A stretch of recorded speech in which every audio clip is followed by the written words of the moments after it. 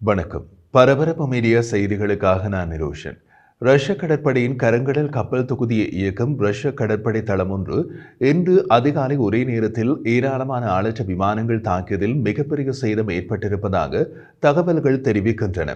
தாக்குதல் நடைபெற்றதை நேரில் பார்த்த சாட்சிகள் ரஷ்யாவின் கிராஸ்டோனர் பிரதேசத்தில் உள்ள நொவோரோசிஸ்க் துறைமுகத்துடன் இணைக்கப்பட்டுள்ள ரஷ்ய கடற்படையின் கடற்படை தளம் தாக்குதலுக்கு உள்ளானதை உறுதிப்படுத்தினார்கள். கடற்படை தளம் தீப்பிடித்து எரியும் காட்சிகளை கொண்ட காணொளிகள் சமூக வலைதளங்களில் பதிவேற்றம் செய்யப்பட்டுள்ளது. இன்று அதிகாலை கிட்டத்தட்ட அதே நேரத்தில் ரஷ்ய எல்லைப் பகுதிகளான வோரோனேஜ், குர்ஸ்க், பாம்போவ், பெல்கரோட் மற்றும் ஆக்கிரமிக்கப்பட்ட கிரிமியாவில் உள்ள இலக்குகளையும் ஆளற்ற விமானங்கள் தாக்கியதாகவும் தெரிவிக்கப்பட்டுள்ளது. ரஷ்யாவின் பாதுகாப்பு அமைச்சு இது தொடர்பான அறிவிப்பு எதையும் வெளியிடவில்லை. ஆனால் வலிமை போல உக்ரைனால் அனுப்பப்பட்ட அனைத்து ஆளற்ற விமானங்களையும் அதன் வான் பாதுகாப்பு சாதனங்கள் இடைமறித்ததால் எந்த சேதமும் இல்லை என்று கூறுவார்கள் என்று எதிர்பார்க்கலாம். பெரும்பாலும் நேரடியாக உரிமை கூறாமல் உக்ரைன் தனது போர் இயந்திரத்துடன் இணைக்கப்பட்டுள்ள ரஷ்யாவுக்குள் உள்ள இலக்குகளை தாக்க ஆளற்ற விமானங்கள் மற்றும் ஏவுகணைகளை பயன்படுத்துகிறது. ஆக்கிரமிக்கப்பட்ட கிரிமியாவில் உள்ள செபாஸ்டோபோல் மீதான கடந்த கால தாக்குதல்கள் காரணமாக ரஷ்யா தனது கடற்படை கப்பல்களின் பெரும்பகுதியை கிரிமியாவிலிருந்து கிராஸ்டோனர் பகுதிக்கு நகர்த்த வேண்டிய கட்டாயம் ஏற்பட்டது. இதனால் கருங்கடலின் பெரும்பகுதியின் கட்டுப்பாட்டை ரஷ்ய கடற்படை இழந்தது. இன்று அதிகாலை ரஷ்ய கடற்படையின் நொவோரோசிஸ்க் கடற்படை தளத்தின் மீதான தாக்குதல்கள் ரஷ்ய வான் பாதுகாப்பு பலவீனங்களை வெளிச்சம் போட்டு காட்டுவது மட்டுமின்றி ரஷ்ய கடற்படையின் கப்பல்கள் எங்கும் பாதுகாப்பாக இல்லை என்றும் காட்டுகிறது. ரஷ்ய டெலிகிராம் சேனல்களின் அறிக்கையின்படி நேற்று நள்ளிரவு 12:30 மணிக்கு தொடங்கிய பெரிய அளவிலான ஆளற்ற விமான தாக்குதலுக்கு மத்தியில் எச்சரிக்கை சைரன் அமைப்புகள் ஒலித்ததாக அனபா நகரவாசிகள் தெரிவித்தனர். குறைந்தபட்சம் 7 தாக்குதல்கள் நொவோரோசிஸ்க் கடற்படை தளத்தின் பகுதிகளை தாக்கின. ஒவ்வொரு தாக்குதலிலும் 10க்கும் மேற்பட்ட ஆளற்ற விமானங்கள் பயன்படுத்தப்பட்டன. அதேவேளையில் உள்ளூர் வட்டாரங்கள் அந்த பகுதியில் வான் பாதுகாப்பு அமைப்புகள் வேலை செய்யவில்லை என்று ரஷ்ய டெலிகிராம் சேனல்களுக்கு பரிந்துரைத்தன. நொவோரோசிஸ்க் கடற்படை தளம் தாக்கப்பட்டதாக சமூக ஊடக பயனர்கள் வெளியிட்டுள்ள காணொலி காட்சிகள் குறைந்தபட்சம் 7 இடங்களில் வெடிப்பு மற்றும் பெரிய அளவில் தீயை காட்டின.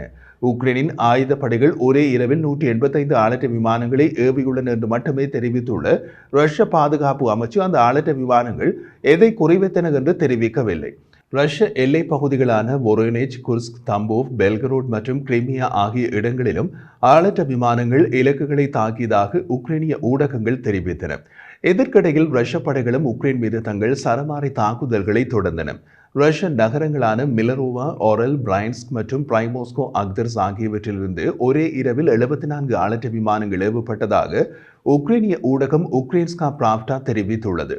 பொல்டோவா, சுமி மற்றும் கார்கிவ் உட்பட நாடு முழுவதும் உள்ள 10 பிராந்தியங்களில் 47 ஆளற்ற விமானங்களை அதன் வான் பாதுகாப்பு படைகள் வீழ்த்தியதாகவும் அவற்றின் உடைந்த துண்டுகள் வீழ்ந்து கட்டடங்கள் மற்றும் வீடுகளை சேதப்படுத்தியதாகவும் உக்ரைனின் ராணுவம் தெரிவித்துள்ளது. மேலும் 27 ஆளற்ற விமானங்கள் உக்ரைனிய ரேடாரில் இருந்து காணாமல் போயின. மாஸ்கோ தனது கருங்கடல் கப்பல் தொகுதிக்கு உக்ரைனின் ஆளற்ற கப்பல்கள் ஏற்படுத்தும் கடுமையான அச்சுறுத்தல் காரணமாக ரஷ்ய கடற்படையின் கருங்கடல் கப்பல் தொகுதியின் கப்பல்களை கடலில் நிறுத்தாமல் கடற்படை தளங்களுக்குள் கடந்த பல மாதங்களாகவே நிறுத்தியுள்ளது. கடற்படை தளங்களின் கடல் பாதைகளில் உக்ரைனின் ஆளற்ற கப்பல்கள் செல்ல முடியாதபடி தடைகள் ஏற்படுத்தப்பட்டுள்ளன. உக்ரைன் இப்போது ரஷ்ய கடற்படை தளங்களின் உள்கட்டமைப்பு மீது ஆளற்ற விமான தாக்குதல்களை தொடங்கியுள்ளது. உக்ரைனிய கடற்படையின் செய்தி தொடர்பாளர் டிமிட்ரோ பிளெடன்சுக் கடந்த நவம்பர் மாதம் ரஷ்யா தனது கருங்கடல் கப்பல் தொகுதியின் கப்பல்களை தாக்குதல்களில் இருந்து பாதுகாப்பதற்காக மேற்பரப்பு மற்றும் நீர்மூழ்கி கப்பல்களை நொவோரோசிஸ்க் கடற்படை தளத்திற்கு இடமாற்றம் செய்ததாக கூறினார். இப்போது உக்ரைன் ரஷ்யாவின் நொவோரோசிஸ்க் கடற்படை தளத்திற்கும் செல்லும் அளவுக்கு நீண்ட தூர வீச்சு கொண்ட ஆளற்ற விமானங்களை பயன்படுத்த தொடங்கியுள்ளது. அதுவும் அதிக எண்ணிக்கையில் பயன்படுத்துகிறது. ரஷ்யாவின் போர் வருடக்கணக்கில் நீண்டு கொண்டு போகும் நிலையில் உக்ரைன் தமது ஆளற்ற விமான தயாரிப்பு தொழில்நுட்பத்தை நன்கு வளர்த்து விட்டது. போர்க்கப்பல்கள் ஒன்று கூட இன்று இல்லாத கடற்படையை வைத்திருக்கும் உக்ரைனுக்கு பயந்து உலகின் மிகப்பெரிய கடற்படையை கொண்டு ரஷ்யா தமது கப்பல்களை கடலில் இறக்கவே அச்சப்பட்டு முடங்கியிருப்பது ஆச்சரியமான காட்சிதான். ரஷ்யாவுக்குள் உக்ரைனின் தரைப்படைகள் சில பகுதிகளை ஆக்கிரமித்து இப்போது தாக்குதல்களை நடத்துகின்றன. ரஷ்யாவின் குர்ஸ்க் பிராந்தியத்தில் போர்க்களத்தில் இருந்து கைப்பற்றப்பட்ட காயமடைந்த 2 வடகொரிய துருப்புக்களை உக்ரைன் விசாரிக்க தொடங்கியுள்ளது என்று உக்ரைனிய அதிகாரிகள் நேற்று சனிக்கிழமை தெரிவித்தனர். உக்ரைன் மீதான போரில் ரஷ்ய படைகளோடு இணைந்து போர் புரிவதற்காக கடந்த ஆண்டு இறுதியில் வடகொரிய துருப்புகள் இறக்கிவிடப்பட்ட பின்னர் முதன்முறையாக உக்ரைன் வடகொரிய துருப்புக்களை போர்க்கைதிகளாக கைப்பற்றியுள்ளது. 2 வடகொரிய துருப்புகள் காயமடைந்த போதிலும் உயிர் பிழைத்து உக்ரைனுக்கு கொண்டு செல்லப்பட்டனர். அங்கு அவர்கள் இப்போது உக்ரைனின் பாதுகாப்பு சேவையால் விசாரிக்கப்படுகிறார்கள் என்று ஜனாதிபதி வோலோடிமிர் செலன்ஸ்கி இன்ஸ்டாகிராம் பதிவில் கைதிகளின் புகைப்படங்களுடன் எழுதினார். அவர் மேலும் தெரிவித்த போது, இது எளிதான காரியம் அல்ல. உக்ரைனுக்கு எளிதான போரில் வடகொரியா ஈடுபட்டதற்கான எந்த ஆதாரத்தையும் அளிக்க ரஷ்ய படைகள் மற்றும் பிற வடகொரிய ராணுவ துருப்புகள் பொதுவாக காயம்பட்டவர்களை கொன்றுவிடுகிறார்கள். இவர்கள் இருவரும் எப்படியோ உயிர் தப்பி எம்மிடம் போர்க்கைதிகளாக சிக்கிக் கொண்டார்கள். அனைத்து போர்க்கைதிகளையும் போலவே இந்த 2 வடகொரிய துருப்புகளும் தேவையான மருத்துவ உதவிகளை பெறுகிறார்கள் என்று அவர் எழுதினார். கைதிகளை ஊடகவியலாளர்கள் அணுவதற்கு அனுமதி வழங்குமாறு பாதுகாப்பு அதிகாரிகளுக்கு பணிப்புரை விடுத்துள்ளதாக அவர் கூறினார். என்ன நடக்கிறது என்ற உண்மையை உலகம் அறிய வேண்டும் என்றும் அவர் குறிப்பிட்டார். உக்ரைனின் உள்நாட்டு பாதுகாப்பு சேவையான எஸ்பிஜு 2 வடகொரிய துருப்புகள் எம்மிடம் பிடிபட்டது வடகொரியா போரில் ஈடுபட்டதற்கான மறுக்க முடியாத ஆதாரங்களை வழங்கியதாக கூறியது.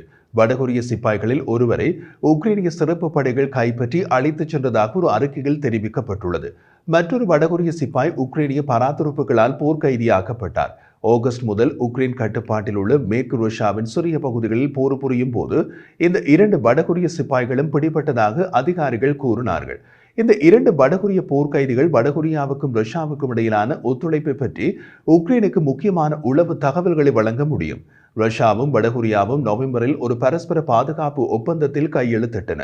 ரஷ்யாவில் உக்ரைனால் ஆக்கிரமிக்கப்பட்ட பகுதியை மீட்டெடுக்க உதவுவதற்காக குறைந்தது 11,000 வடகொரிய துருப்புகள் நிறுத்தப்பட்டுள்ளதாக உக்ரைன் கூறியுள்ளது. டிசம்பர் நடுப்பகுதியில் வடகொரிய துருப்புகள் பெரிய அளவில் போர்க்களத்திற்கு வந்ததாக உக்ரைனிய துருப்புகள் முதலில் அறிவித்தன.